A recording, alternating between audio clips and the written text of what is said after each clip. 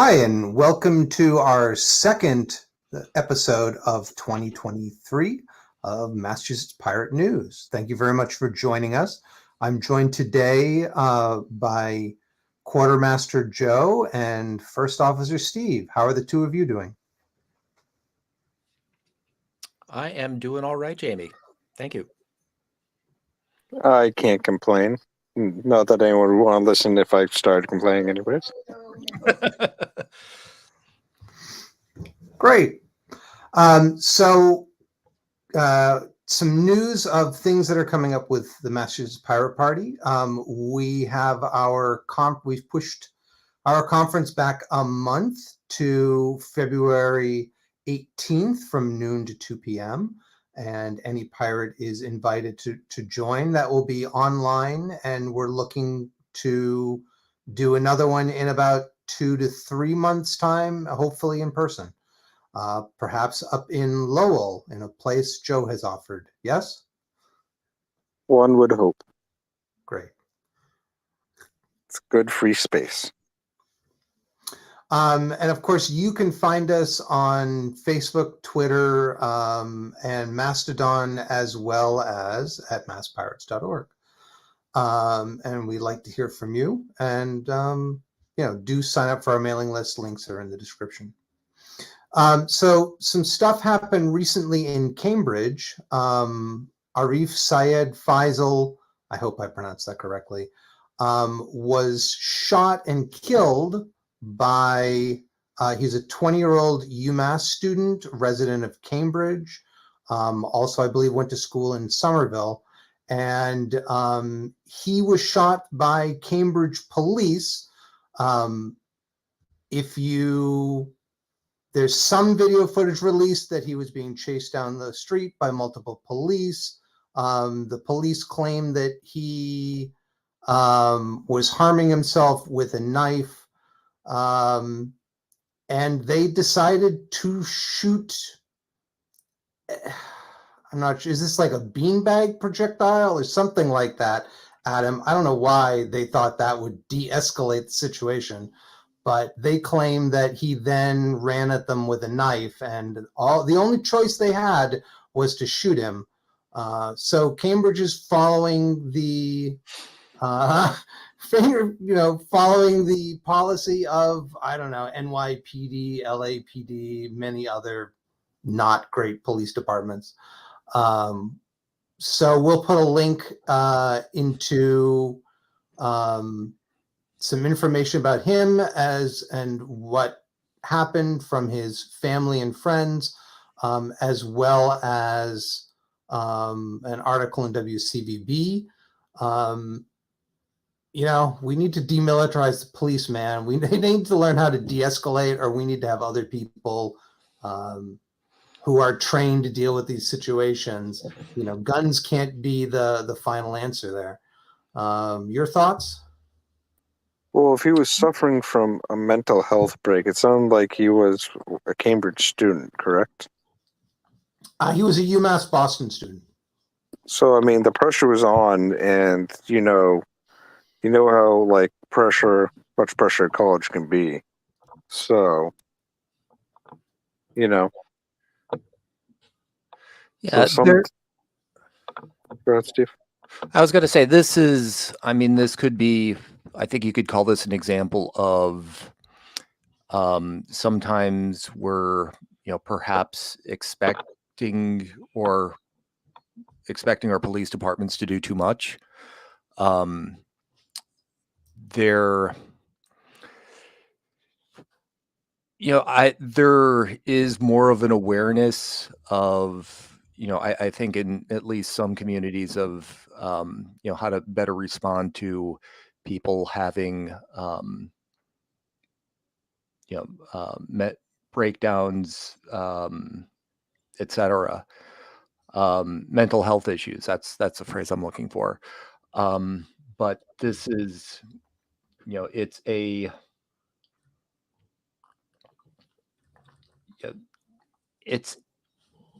there are other types of workers that I think might be better could better address it. Mental health workers, for example, clinicians, therapists, social workers. I think we've sort of put the, sort of created we've put ourselves in a place where the first answer to everything is call the police. And for some groups, that's, that could end up going very badly, as was the case here. Well, I think it goes to show that, again, I 100% agree with that. We put a lot of burden on the police for mental health situations, or for like EMT type deals where we're trying to get them to administer Narcan and things of that nature. However, if the person was wielding a knife, then Harming themselves. harming themselves, yep, then there should have been more than less than lethal options at their disposal. And I think this just highlights the fact that one of the things that I don't know if you ever heard of Jonko, the ex-Navy SEAL guy, but he illustrated this very, very perfectly. We train our soldiers for 3 months to go out and do one job. We train our police officers for like what, a year to do a job for the rest of their life. I don't think we train our officers for everything that we ask of them. Also, a large amount of the training is how to use your weapon and how to shoot people. True, and then kind of like send them out like sheep amongst the wolves. Like, here's society, go police it, and just kind of like. And I think the best option would be like a continual training. Like, if we're expecting them to do all these different tasks, to incorporate a higher standard of training. I mean, we're holding them to professional standards, correct? So, we do the same thing with teachers, and we just expect them to have like this incorporated training all the time, so that way they can really get better and better and better and better. Your thoughts, gentlemen? I'll add to that. I don't oppose additional training, and certainly these cops clearly didn't get enough training in de-escalation. But to Steve's point, having other people who are mental health professionals who can deal with this rather than relying on cops is a better solution. I think it's telling here that they're scheduled to there's going to be an independent judicial inquest that's going to take a year or more, which doesn't exactly seem timely. I haven't heard that the cops have in any way been suspended or taken off, put on desk duty or anything like that. And then the other point I would just mention is, we don't have adequate health care, and we certainly don't have adequate mental health care in this state or in this country. And fixing our healthcare delivery insurance system so that everyone can get the care they need is pretty vital as well. I mean, I would definitely have to agree that the mental health care system is pretty well terrible in all senses across the board, across the nation. I mean, just trying to find a therapist for my own family members, for my son and stuff like that, has been a complete nightmare. Complete nightmare. And his issues are mild in comparison to like somebody wielding a knife. You know what I mean? Who's hurting themselves. So I guess I fully agree that a total cooperation between different departments. But I mean, I mean, it's legendary how the rivalry is going between police and firefighters, or police and EMTs, and having much more cooperation would be, or maybe even cooperative training, in order for them to like shake hands, and they're all government servants. So why not have that as part of the training?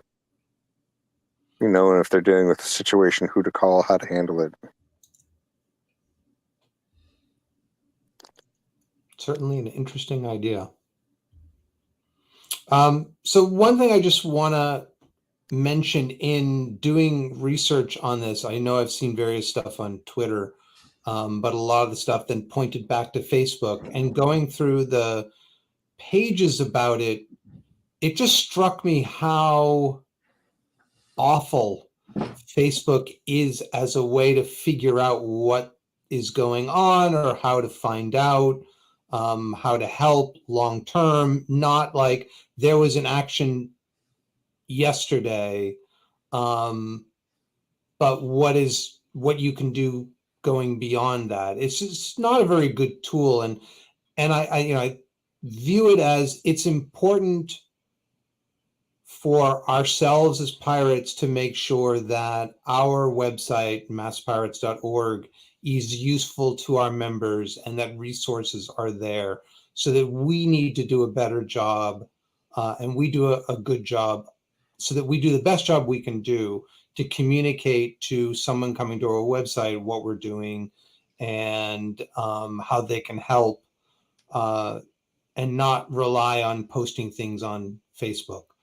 So that's more of a lesson, just an observation, from trying to find out more about what happened and the after effects of that. I'm sure there'll be additional protests and there were public meetings in Cambridge. There was a protest today in Harvard Square.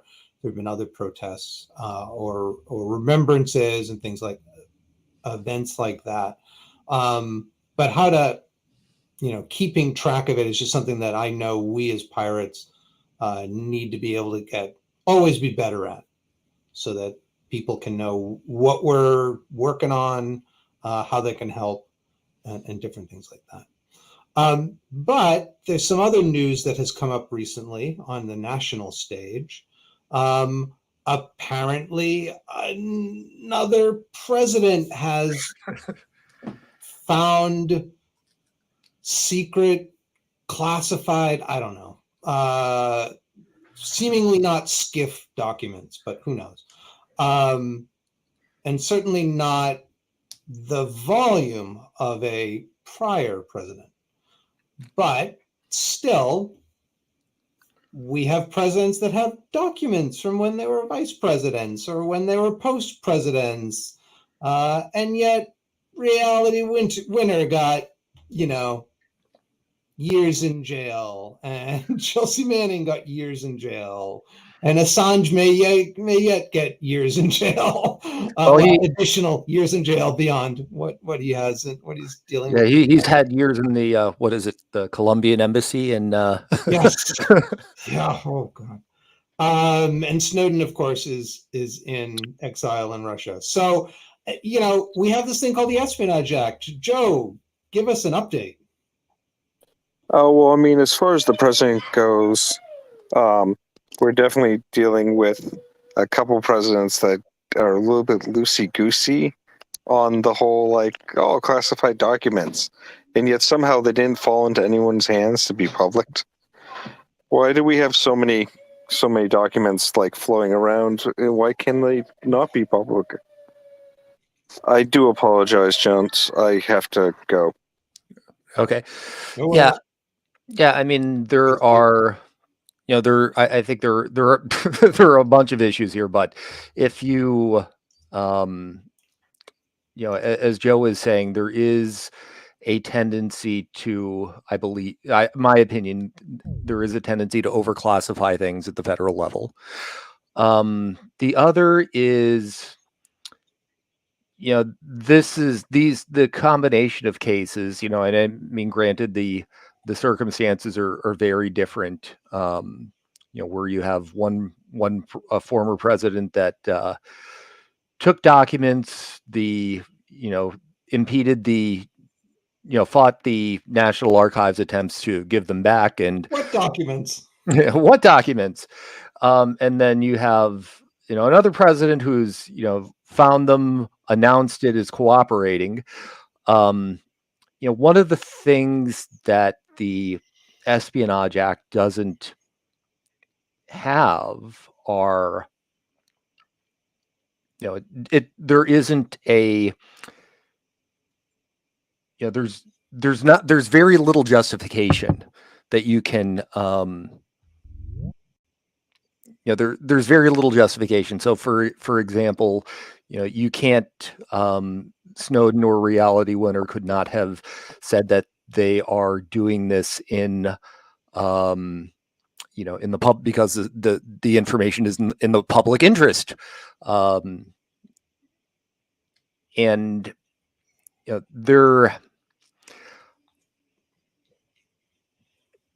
I guess, depending on the legal, and there's also, well, how do you there I'm hoping there is some reform to the Espionage Act that comes out of this.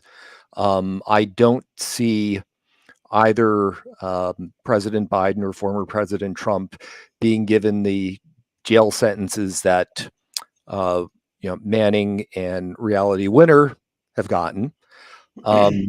But it will. I'm curious to see what ends up happening in both of these instances. Do apologize for having to leave like that. Speaking of mental health challenges, my son was a little bit upset. So, that being said, as far as the whole situation with this, I mean, we really need to stop having our government make rules behind closed doors. The whole point of government is to be of the people, for the people. So why do we have all these documents that are such a big deal? They're such a big deal, we the people should know. The government should fear its people, not the other way around. And now I understand sensitive stuff when it's active investigation. I've been following the war in Ukraine very closely, and yes, it is a full-scale war. But it's a full-scale war, and it's the most broadcasted war of all time. You can go online right now and watch active combat footage. So if a war, as gruesome as it is, you can watch, why are we having a government make decisions behind our back? So that was more of a rhetorical question. I know both you gentlemen agree with me, and probably many of our viewers too. Well, there is sort of like a humorous aside. One of the things that we know from Edward Snowden leaking documents and working with journalists to write about them is a number of programs that the NSA was engaged into. We'll call it, it's domestic spying basically, and some of the exploits, they had a catalog of exploits that people could that agents could draw from. Some of them were involving Cisco routers, and or just popular networking gear, that are really common in businesses and data centers and that sort of thing. So I, at one point in time, made a FOIA request for the source code to one of those exploits. And I said that, I'd like to give this to the manufacturers so that they could work to, fix the vulnerability, and then, we'd all be better off because of it. Now, needless, they never even bothered responding. But, at some point in time later, a agent left some of those tradecraft tools on on an unprotected server, and they leaked out. And I ended up writing a sort of a follow-up to my FOIA request saying, Well, now that these exploits have been, I'd like to cancel my FOIA request as being no longer necessary. Yeah, we take the classification thing a little too far sometimes. Well, I would have to say, don't account to malice that stupidity would explain, or however you say that particular phrase. So, in terms of keeping everything secret, I can understand the think behind that, or the thoughts behind that, which would be, hey, this could be potentially hazardous. Let's not let this information out. However, when it comes to keeping secrets, our government generally isn't the best at it. And if it's something that should be brought into the light of day, if you don't keep it in the light, then just corruption is going to ensue. And look at all the corruption that's happening, that has been brought to light and happening in Ukraine, happening in these places. And we're saying, oh yeah, we're so much better than them, except we haven't been. All the propaganda coming out about all the propaganda that hits us on a regular basis, and all through all the social media and all through the mass media and the big media companies. It's best if we just get this all, we just display it all. Yeah, I mean, there's something to be said for, if our troops are, if we're in a war and you're planning the invasion of Normandy, you don't want that information to leak. And that makes sense to keep secret until such point as, well, now we're in Normandy. But other information, there's no reason to classify it. And there's certainly not a reason to classify it as long as it often is. I mean, I'm still reminded of the case that the Supreme Court said, yeah, there's a state secrets rule, which was literally the government was trying to cover its ass, and said, oh yeah, this plane with a contractor on it crashed and we can't tell you why and we can't give you the documents. And it's like, yeah, it was their Air Force's screw up. They didn't maintain the bomber, if I recall correctly, or something to that effect. But the Supreme Court said, oh yeah, you don't have to reveal that information. And the courts defer to the executive way too much, in my mind, and more of our information. It's the information we're paying for, so we should have access to it, as you said, Joe. Speaking of access, 1917 was, of course, when the Espionage Act was signed into law, and we're still dealing with that. But 2 years later, in 1919, some people had some very big access with a 15-foot wall of molasses. What happened there, Steve? And why is it important now? You're on mute, Steve. Thank you. I would use the term catastrophe more than access. I think that's more appropriate. Just trying to transition. Just trying to transition. So yeah, I thought of this story for tonight because it dates back to it's January 15th, and this is an event that took place in Boston on January the 15th in 1919. It's sometimes referred to as the Great Molasses Flood. So back in 1919, there was a large tank in the Boston's North End on Commercial Street, about 50 feet tall. It held 2.3 million gallons of molasses. The tank was owned by a company that made industrial alcohol, and it turns out that molasses is one of the things that you can make industrial alcohol out of. So they would, have it shipped up from shipped in from other parts of the world. It arrives at Boston Harbor. You pipe it into the tank, and then, you could distribute it from there. So when this tank was first built, people who lived in the area noticed, it making creaking and groaning sounds periodically. Uh, Complained about this, nothing happened. People also noticed that, hey, there's molasses. Occasionally, molasses would leak from the seams of the tank. The company responded by painting the tank brown. They paint brown to kind of the color of molasses so that the leaks would be less visible. Although it's still, you could still take your bucket there down to the tank and walk away with it with a gallon or two if you needed to. But one morning, and so, well, actually not morning, at about 1 in the afternoon on January the 19th, the tank burst. It had just been completely filled 2 days prior.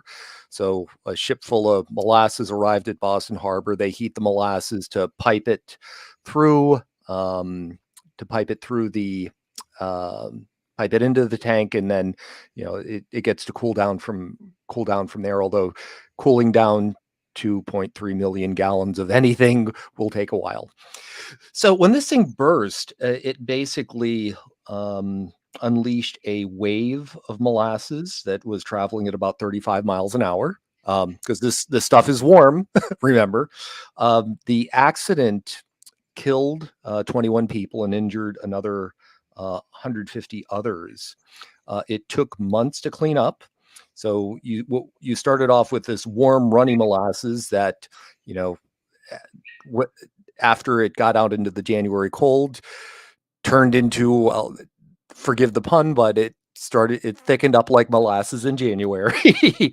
And, it just made a huge sticky mess out of everything. And, if you, look around on the fine web, you'll see, that it just basically leveled an area around where the tank was, including, taking down train tracks and buildings, knocking a firehouse, basically off its foundation, and that sort of thing. So the aftermath of this, outside the disaster, sort of like the policy and legal things that came out of it are kind of both interesting and beneficial in the long run. So there were a large number of people who,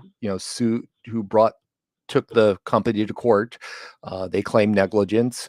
The company, somewhat ironically, claimed Italian anarchists.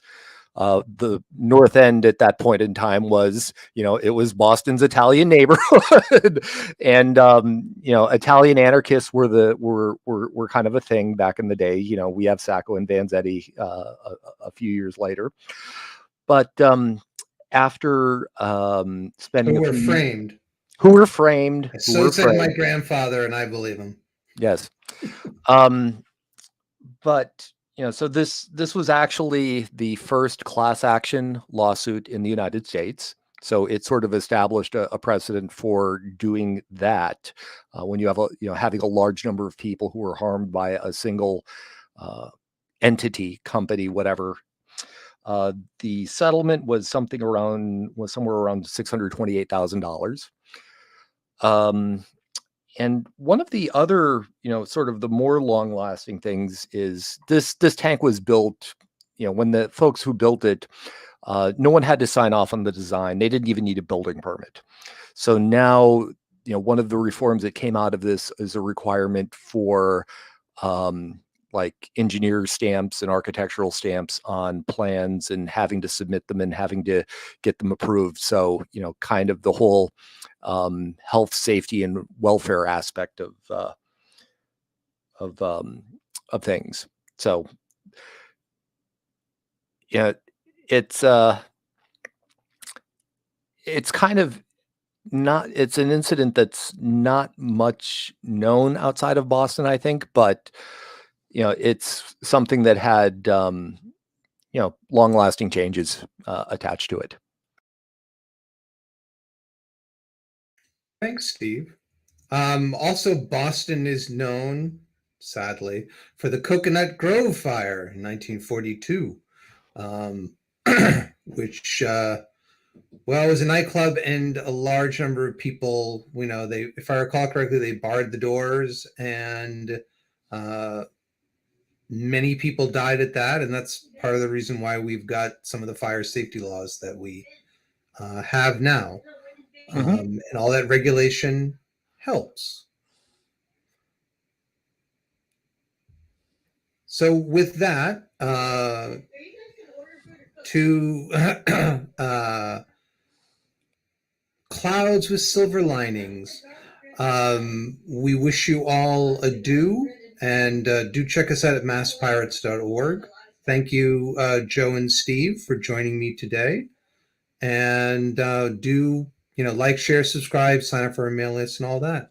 Take care, folks, and we'll see you next week. And don't forget, save the date, February 18th, noon will be our next.